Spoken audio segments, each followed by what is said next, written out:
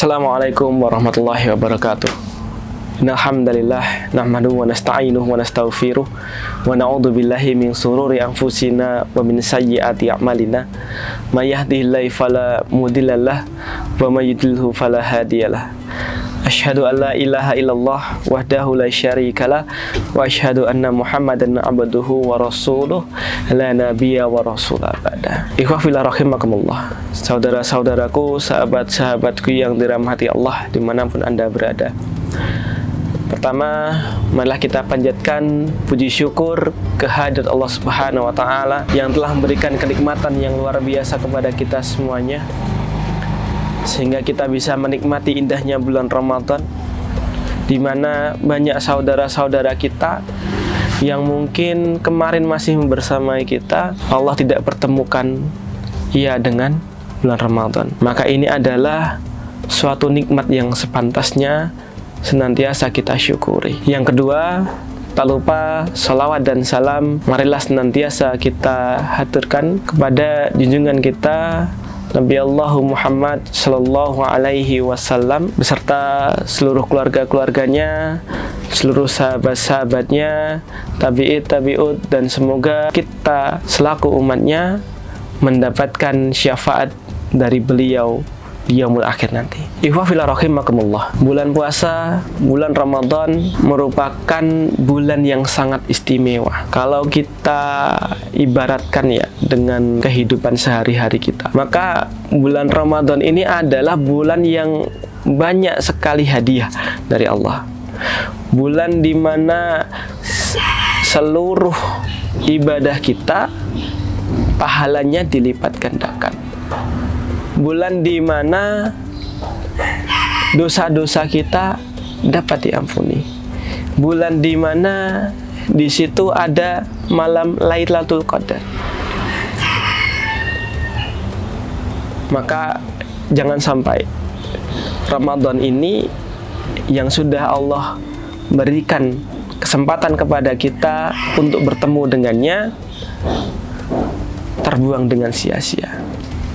Jangan sampai kita termasuk ke dalam golongan orang-orang yang merugi.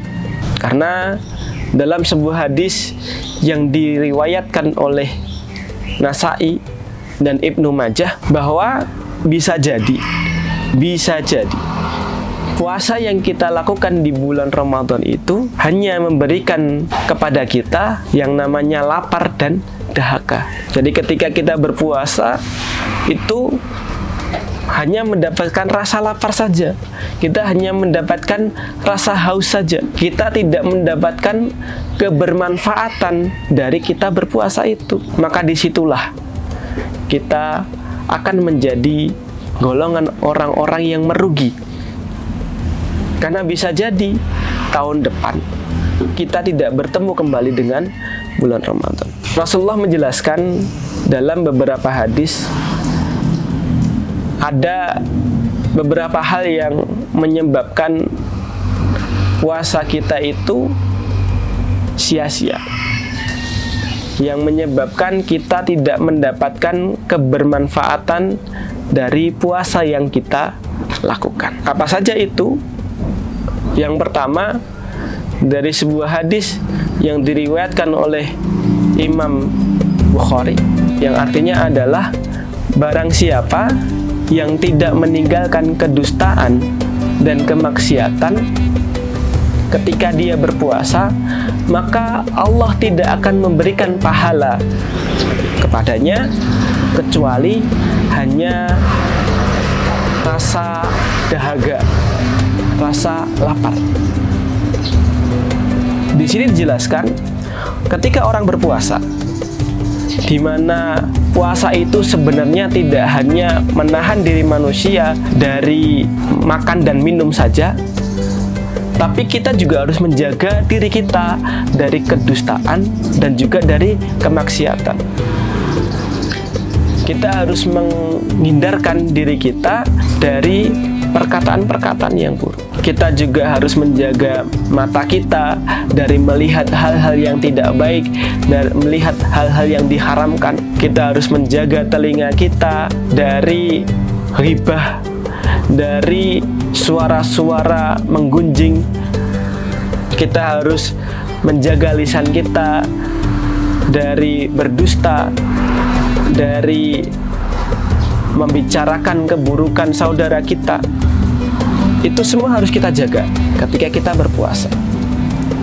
Karena dijelaskan tadi, ketika kita tidak menjaga itu, maka bisa jadi puasa yang kita lakukan pahalanya hilang seluruhnya atau sebagian.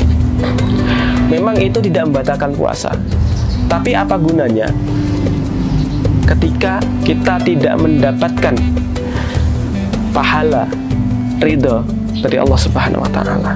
Yang kedua, masih dari hadis yang diriwayatkan oleh Bukhari, man shauma ramadhana imana wahtisaban.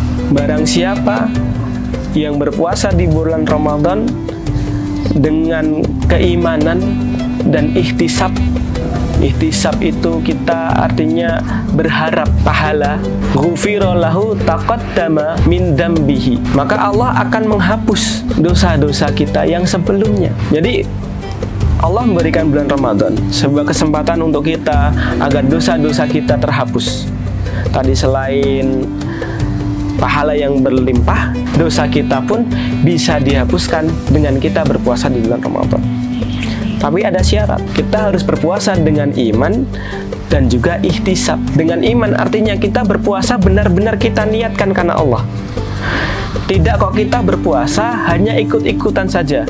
Oh, di lingkungan saya mayoritas berpuasa, daripada saya dicap orang jelek, maka ya sudahlah saya berpuasa. Artinya dia berpuasa bukan karena Allah, tidak dilandasi dengan keimanan. Kemudian yang kedua adalah dengan ihtisab.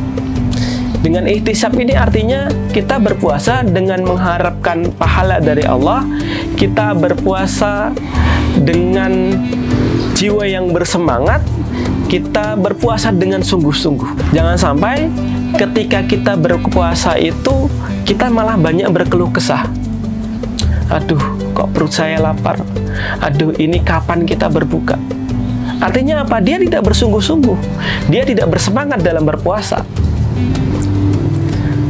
Puasanya dipenuhi oleh keluh kesah. Maka ketika kita berpuasa tidak dilandasi dengan iman dan ihtisab, puasa kita tidak dapat menghapus dosa-dosa kita yang telah berlalu. Maka itu adalah golongan orang yang akan merugi. Yang pertama, dia tidak akan mendapatkan pahala karena dia berdusta, ghibah, bermaksiat.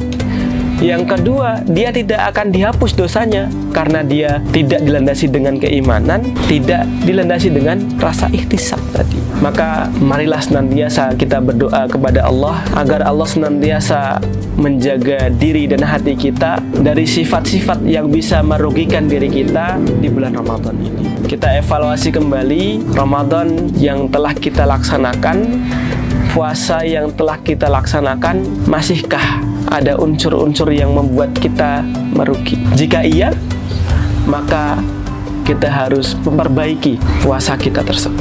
Kita harus memperbaiki puasa yang akan kita jalani nanti. Demikian yang dapat saya sampaikan.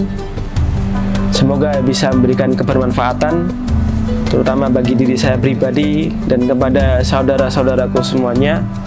Mohon maaf apabila ada hal-hal atau kata-kata yang kurang berkenan. Barakallahu fikum. Billahi taufiq wal hidayah. Wassalamualaikum warahmatullahi wabarakatuh.